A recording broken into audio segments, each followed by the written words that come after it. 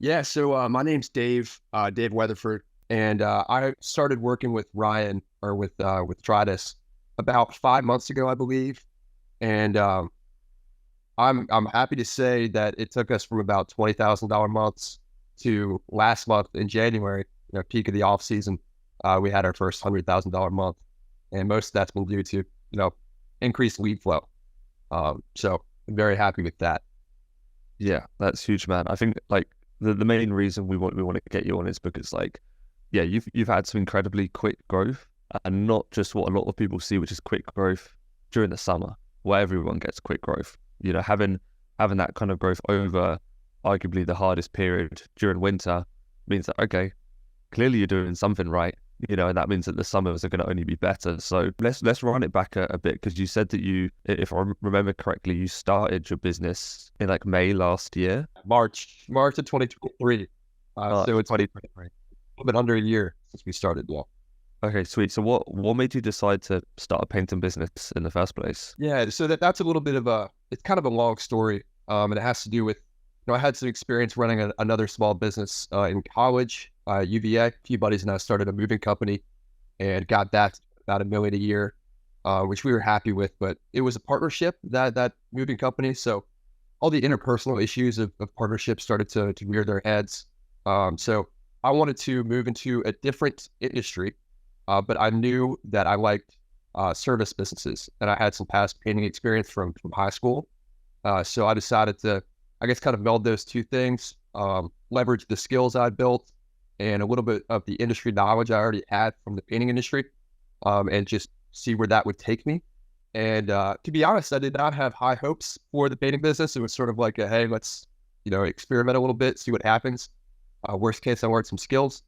But so far, it's been taken off, especially since we started working with Tridas. And so now it seems like we're kind of here to stay, see where this goes. Hell yeah, man. I love that. For context, how old are you? 26. Okay, sweet. So you're 26. So you're a young guy then, building a successful business, had some previous experience with partners. What were you, before we jumped on the Tridas, and we did the course that we do with Tridas, what were you doing beforehand to kind of get the business off the ground in the first place? Yeah. So to be honest with you, not very much. It was just lead services. So that was almost entirely Thumbtack. We had the best success there. So I'd say like 90% of our business came from Thumbtack. And then we had occasional referrals, occasional like word of mouth things, through family and friends, stuff like that. But mostly just lead services, which is it's a good way to get started because you pay per lead. But the lead flow is kind of low, so you get capped at a pretty low amount of revenue. There's just not enough people on Thumbtack asking for painting to review you. But it's a good way to start, not a good way to scale, I would say. Right. So you started off, and did you sort of just like pick one avenue and just go all in on that to get momentum, or did you kind of spread yourself across a few different ones? When you say avenue in terms of services or avenue in terms of You said you had some quite good success with Thumbtack. Did you just sort of like decide to pick Thumbtack and go all in with that, or did you do some Angie's, some Craft Jack, and some other bits as well? Yeah, so we started doing all of them, but we had the most success, the best ROI on Thumbtack. So then we just sort of pushed our marketing budget towards Thumbtack instead of Angie and all these other services we had a little bit less success on. I got you. So you dipped your toe in a couple of different ones, found the one that was working, then doubled down on that. How much Yeah. how much were you spending on Thumbtack per month before you found it to sort of not be any more scalable?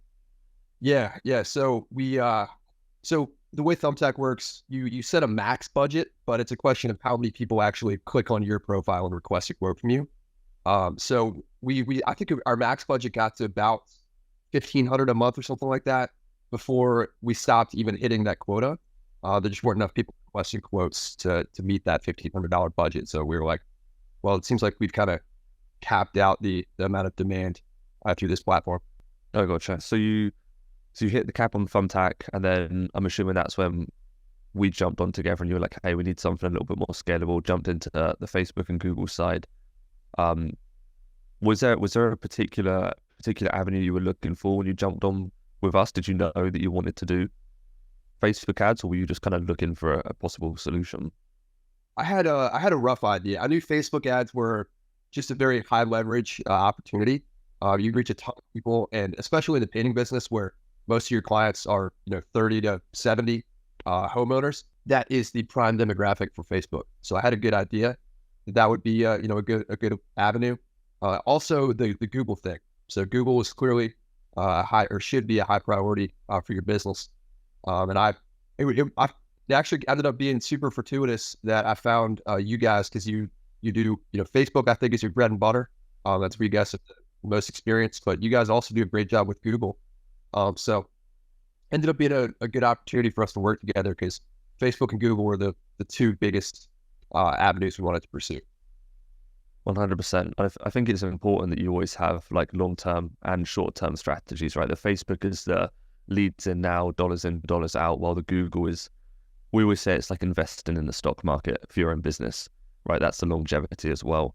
But yeah, I think one of the things that's working really well for you on Facebook, and the same thing we're pushing for all of our guys, is the personability of like recording selfie style videos. A lot of these guys they'll just do a static image of a project, or some of these guys will even do like stock images of like a happy family, and it's so blatantly a fake image, right? And I think one of the things that you've been doing really well is pushing out that selfie style content, showing that you're personable, you're friendly. Hey, you're just a guy that's going to come paint the houses.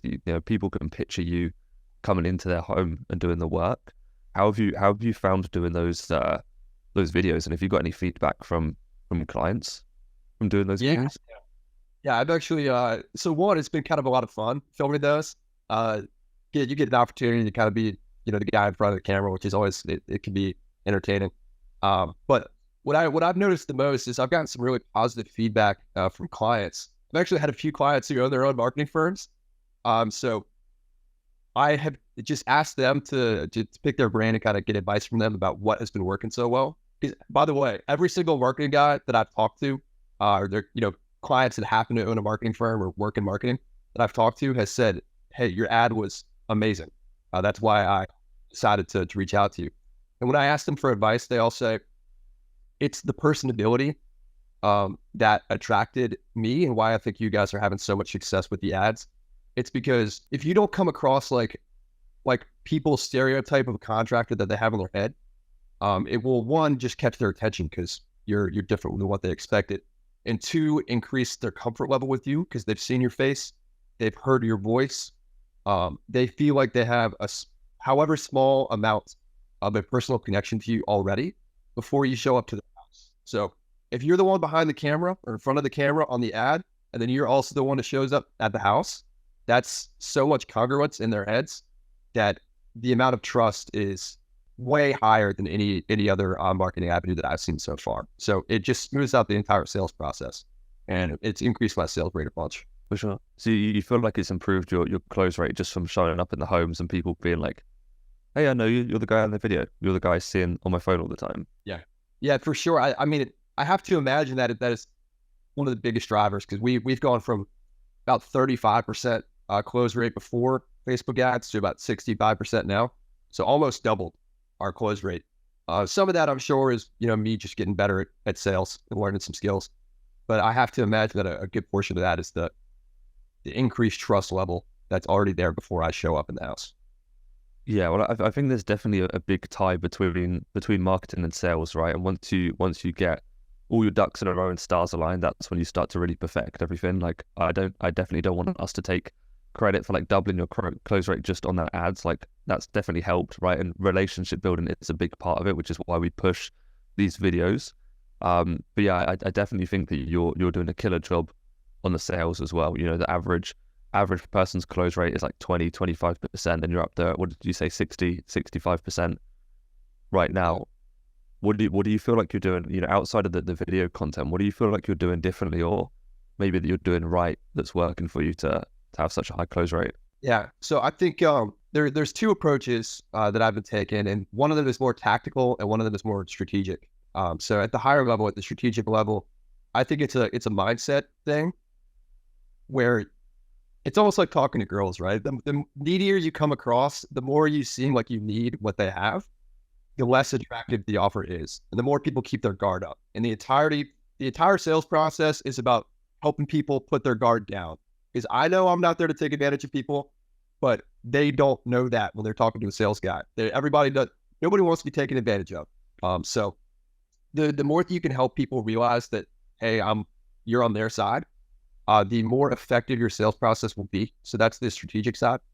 On the tactical side, I would say the most effective little change we've made has been on the initial phone call. So the second that we get the lead, one, you need to call them as soon as possible, within 5 minutes. That's a huge thing. And two, the more that you can ask on the initial phone call and have them sort of invest a little bit of time in your conversation, the less likely that they'll cancel the estimate appointment, and the less likely that, or the more likely that they'll have built some trust with you by the time that you show up for the appointment. So spend some time on that initial phone call, dig into what they're looking for, pre-qualify a little bit, personalize yourself, you got to start building the relationship. The whole sales process starts on that first call. Right. So like the appointment setting call is super important to pre-qualify people. Is there any in particular questions that you've kind of added into your script that have worked quite well for you? Nothing I've added from a formulaic process perspective, but I treat it sort of intuitively. It needs to be a conversation and not an interrogation. So you need to let the conversation flow naturally. When you ask people, the first thing I ask is, hey, I'll let you start off. Just give me kind of a rundown of the project so I can get the gist. And that lets people start flowing. And it's an intentionally vague question because it allows people to talk about what's important to them. And that's about the whole sales process is letting people explain to you what's important to them. You cannot be a mind reader because what's important to you may not be what's important to them. 100%. Yeah, I think that's one of the biggest mistakes guys make is they think that they need to jump on the phone and just find a time to book the estimate and book it in and say, hey, I'll see you then. And it's like there's no relationship being built, right? Even from that video, you're building a relationship from the video. We need to continue building that relationship all the way down. How long would you say your average sort of like appointment setting call usually is? Anywhere from 7 to 15 minutes.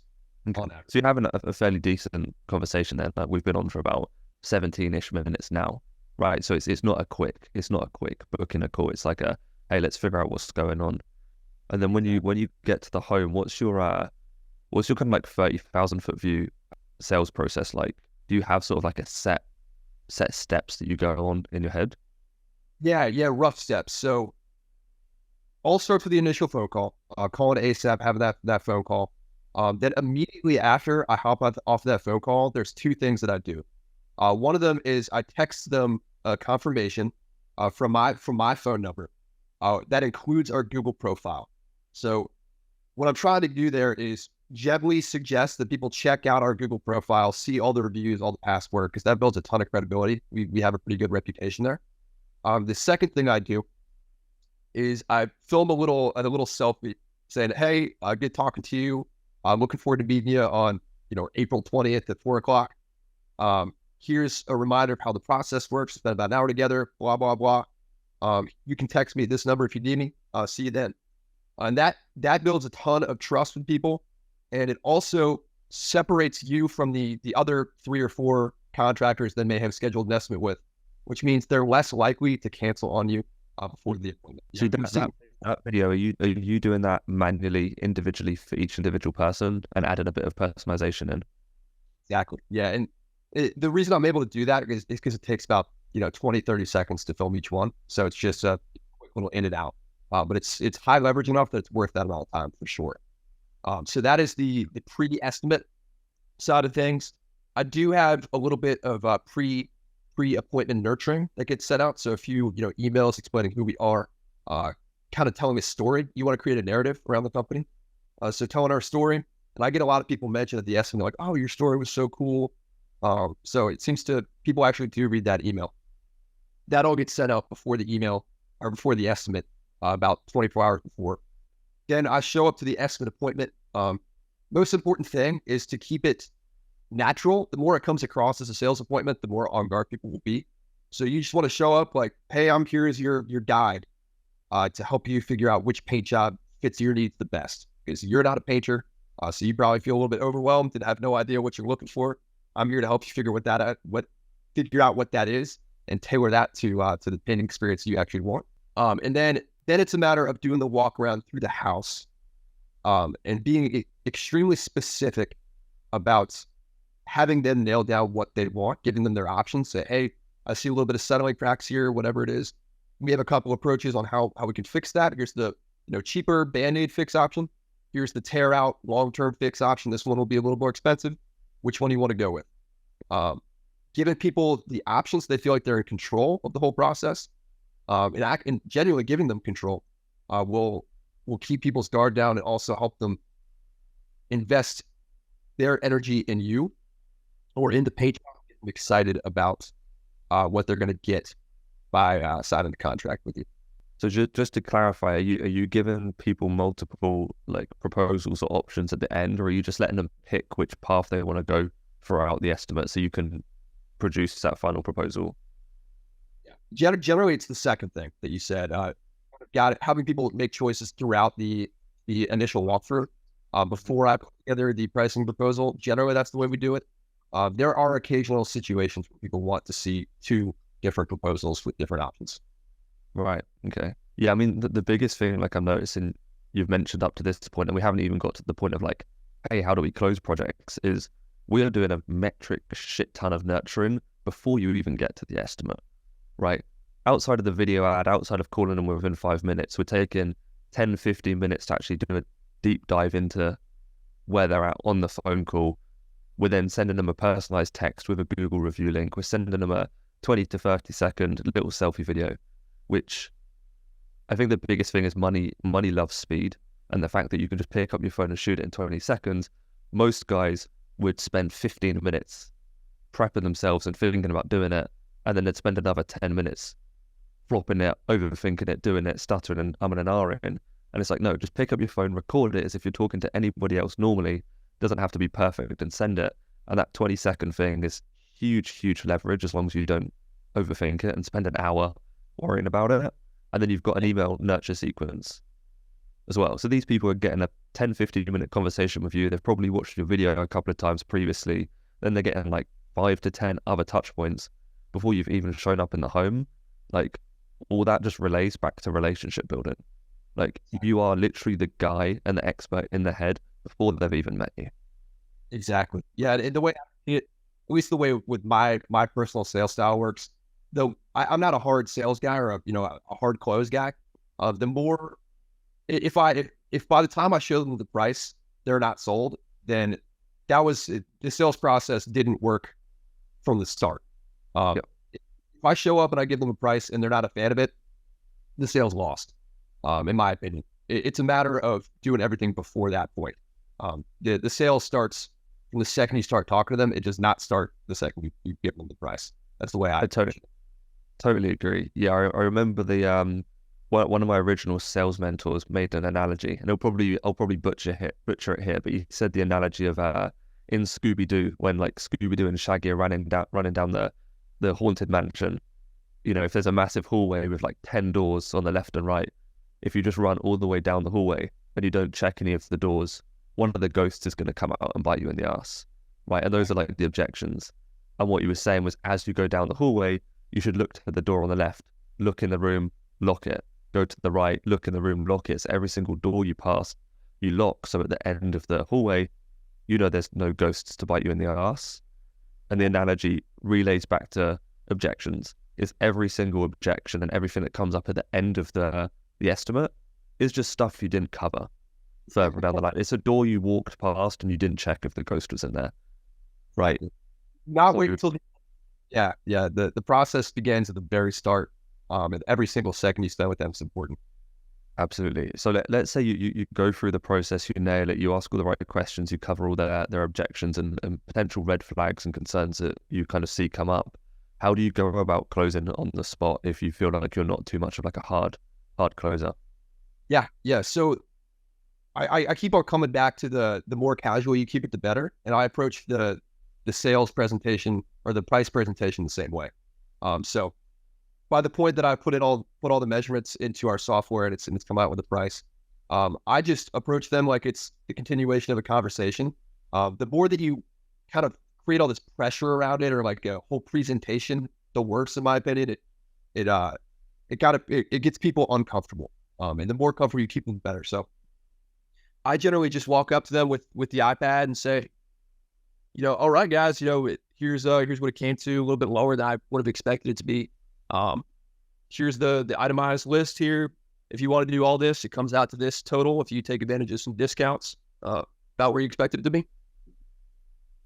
And you shut the fuck up and you let them say what they're going to say. So just keep it casual, answer their questions, but I do not try to push them in any one direction. If you're trying to change their mind, they're going to feel it subconsciously. They're going to resist because they don't want to feel like they always want to feel like they're in control.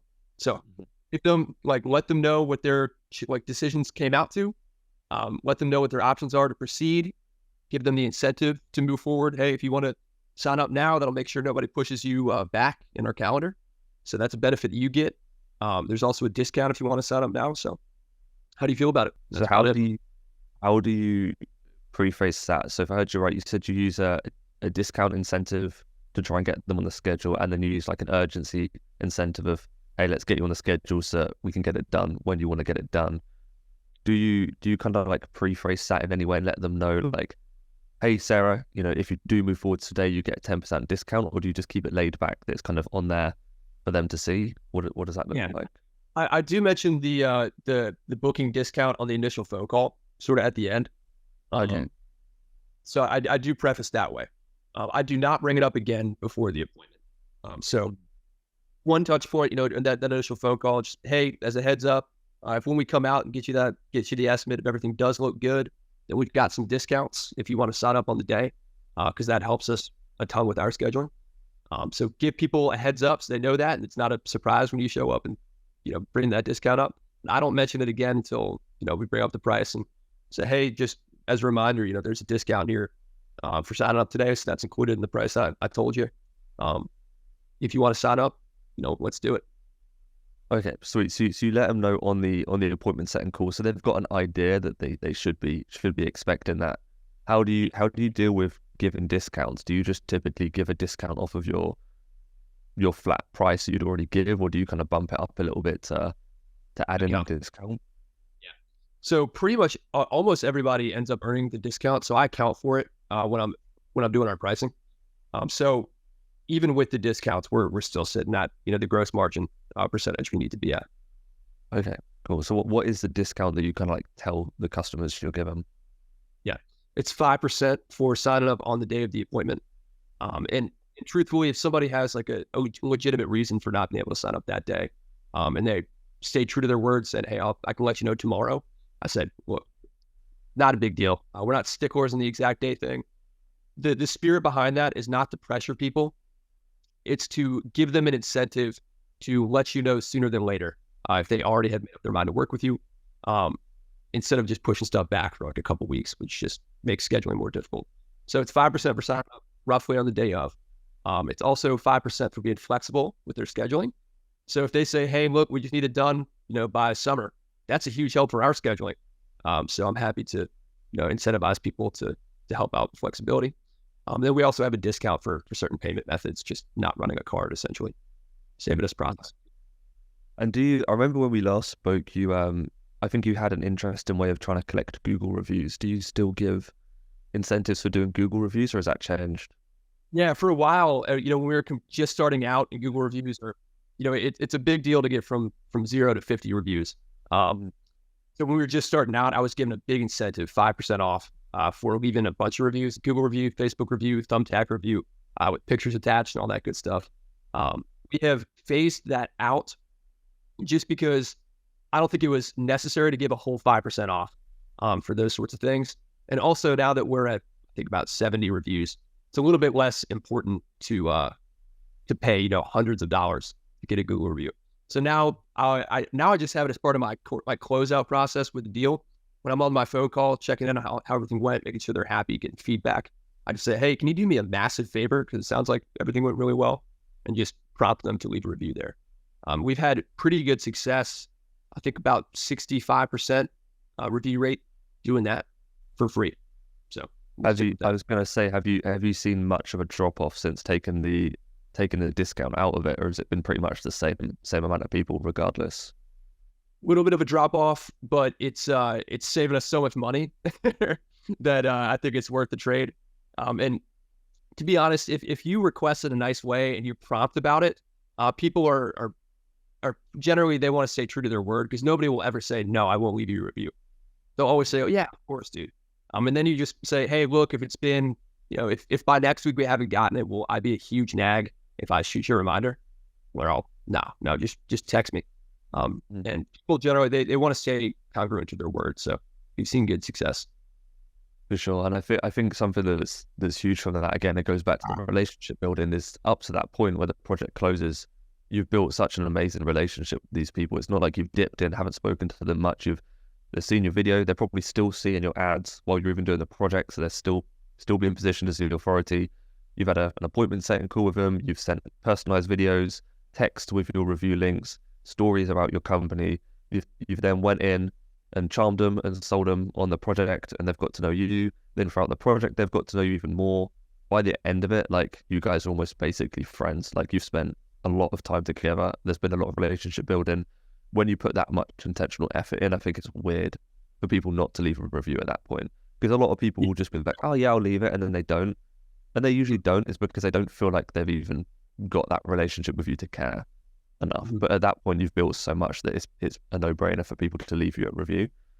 Who have you kind of learned your sales process from? Do you take any trainings in particular? Do you watch any YouTubers, or where do you take inspiration from? Yeah, it's kind of it's a Frankenstein effect, just a congruence of a bunch of different things.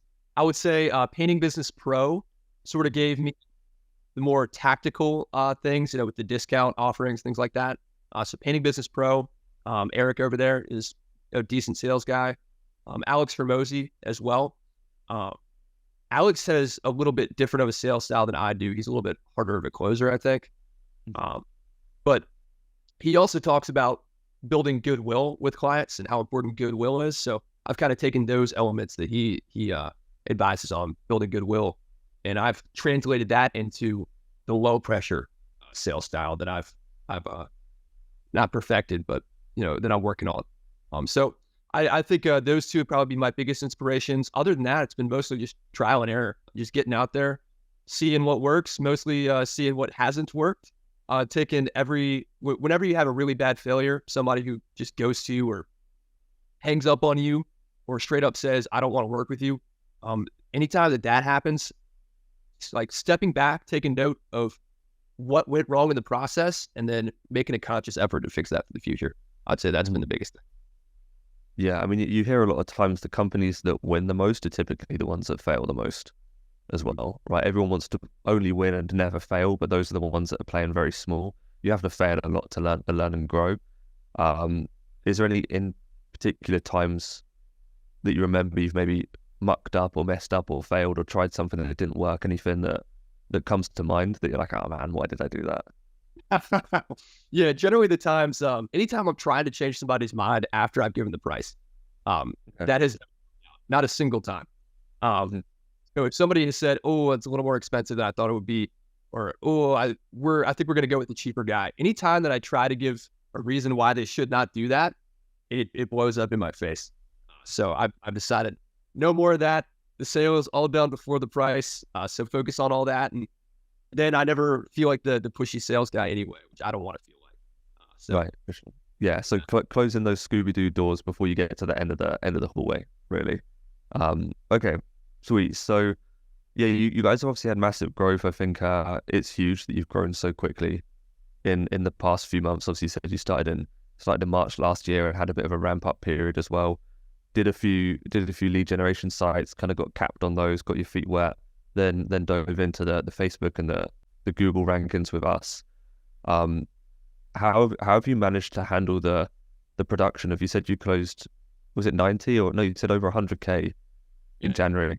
For a lot of guys, they've been trying to push for a 100K winter month in January for 3, 5, 10 years, and they've never hit it. How have you managed to handle the growth during the winter months there? Yeah, yeah. In terms of actually producing these jobs. Mm-hmm. Yeah. So I would say production is still our bottleneck. It's not my strong suit, but we're still improving at it pretty rapidly.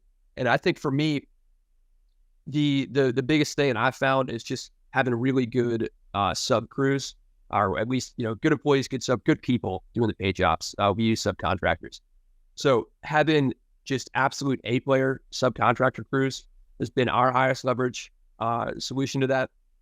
They can almost manage themselves. I mean, we barely even have to check on them. They know what we're expecting. We have a great relationship with them. We pay them very well to make sure that we're the most competitive offering they have. And then we just expect high quality. And the guys that we have now, subcontractor crews, I mean, they have high standards for themselves.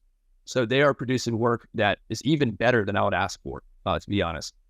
So just having good people that you don't need to micromanage, and that you can reliably trust to do the work that you need done while you're not there has been our biggest thing. Right. I think something that I've heard you mention a few times that I've taken away from our conversation is you're definitely sat in like the right seat. You mentioned a minute ago of like, hey, production is your bottleneck and not your strong suit, which I think is like, it sounds like a bad thing, but I think it's actually a very, very good thing, because you'll get a lot of guys where like they cannot do sales and marketing. They cannot sell their business at all, but they're the best painters in the world and the best at leading a production team. But that doesn't make a difference because you've got no lifeline, you've got no blood flow coming in. So I think that you're aware enough that, hey, production is a bottleneck, which is cool. That's a skill set you need to work on and move. But because it sounds like your zone of genius is the sales, the marketing, the relationship building, that internally is just going to flow into allowing you to have more cash flow, make more money, so that you can make the right hires, so that you can build the right team, which just goes to show how important sales, mindset, and marketing, the front end of the business, actually is. Because so many guys they'll tell people they're the best painters, but if they can't sell the job, it makes no difference. If they're the best, they don't have the opportunity to paint. They can't sell. Exactly. So I think you're production. definitely sat in the right seat for sure. Like you've got the right skill set to grow the business. Yeah. What's the goal for this year? Have you got a revenue goal you're trying to hit? We do, yeah. So when I actually started this year, I had a goal of 600,000, which was about double what we did last year. Now it's looking like, why not call it 1 million? Because I think we can, which would be an awesome, landmark to hit. So I think 1 million sales will be, I think that's a given. I think that'll be kind of a piece of cake, just keeping our marketing budget up and keeping our sales rate where it is.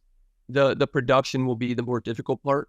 And I've got a production manager getting onboarded at the beginning of March, so in a couple weeks here. That Amazing. will hopefully take that off my plate once we get him all trained up. And then I can just focus on selling. And at that point, 1 million sales should be a cakewalk.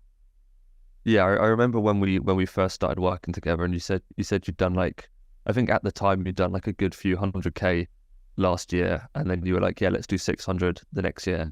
And I was thinking internally in my head, yeah, this guy, he can talk, he can build relationships. Like I knew it internally. You can sometimes just tell when you have conversations with people, like if they can sell or not. And I was like, yeah, it's like 600K is a bit of a low ball.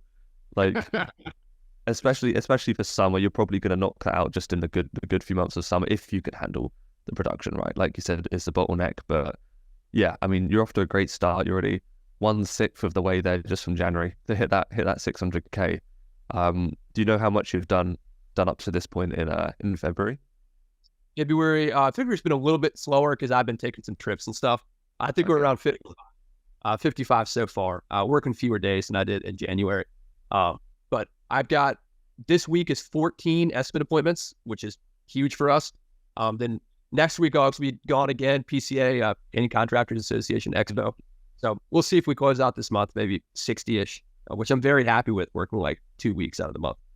Yeah, 100%. I mean, it sounds like you got a good bit of time off, had some growth. I think it's good to have that. People say work-life balance as well, but it's just like actual life in general. That's something, I've been doing with Tridas a lot recently as well, is making sure that we're not just sitting in the back cave in the trenches 24/7. You have to have that reset, have that creative time to sit back and actually think about how to grow the business, as opposed to just being in the trenches all the time. So even those couple weeks off that you've had, even though they're not a net revenue gain on those weeks. I think just having the time off is a long-term net revenue gain as well. The peace of mind you have. Okay, that's huge. So you've done 100K last month, probably going to get 60-ish this month as well. And are the majority of appointments still coming through the Facebook ads, or have we kind of dipped a toe in other buckets? Where's the majority of estimates coming from right now? Still mostly Facebook, but Google's been really ramping up. So the SEO efforts have been, they're starting to pay off for sure. We'll have a bunch of forms filled out on our website. People self-reporting is finding us on Google, especially for its account. So I'd say I got to check the numbers, but off the top of my head, it's probably about 75% Facebook and 25% Google, somewhere around there. When, last month, January, December, that was like 100% Facebook. So it's starting to trend a little bit more towards Google.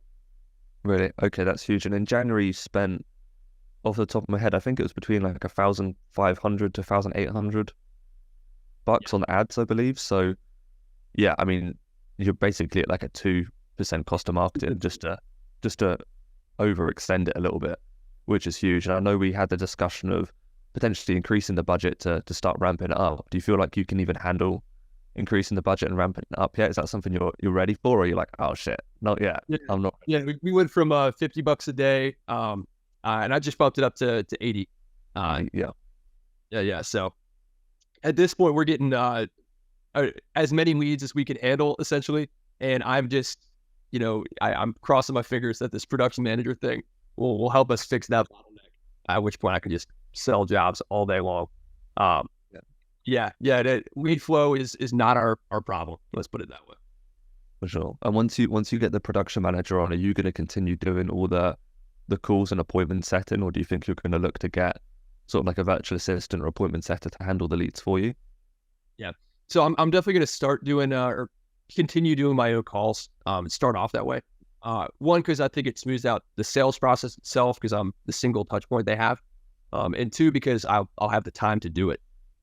So I figure might as well hold off on paying somebody else to do that, and just put that in my own pocket to start off with. Once I get to the point that I'm spending, more than a full-time job just selling jobs and setting appointments, then I'll look into, outsourcing a little bit more of that. Sweet. Sounds like a good game plan. Sounds like you kind of know the next few steps you need to make. Is it still primarily a lot of interiors you're doing right now, or are you starting to book some exteriors out on the schedule? Still mostly interiors. We sort of fell into that, specialty, I would say. Most of our leads are asking for interiors because our interior ads perform so well. So we're still at about 80% interior in terms of percentage of revenue. But we do have more exteriors starting to pop up now. So come summer, we'll see how those proportions start to switch up.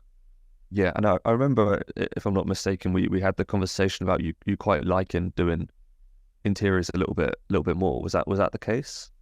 Yeah, and I would say that's true, because my painters they're just killers with the interiors. They're super presentable. They're super clean. Really good with prep work. So that lends itself to being good at interiors. So interiors are nice because you don't have to worry about weather. Logistics are a little bit easier. So I won't turn that down. If we got guys that are good at interiors and we have demand for them, we'll keep on doing them. Exteriors, when they come in, we'll take those too. But the more interiors, the better, in my opinion. Sweet. Yeah, I think it's good to be, the more niche down and the better you can get your product and service, the easier it is to sell as well. Like if you're just like the interior guys, it makes it very clear that you're the guys to go to for that.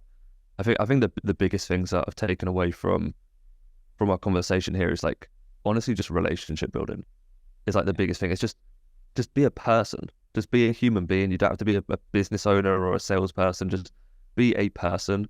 Show that you're personable, that you're friendly, from the video ad, the initial conversation, to sending little selfie videos, to sending text, to the telling your story. And I'm sure in your story, in your emails, it feels very personable as well. It's not robotic and corporate. It's like, hey, I'm a young guy. I started this business. This is why I started it. This is what we believe in.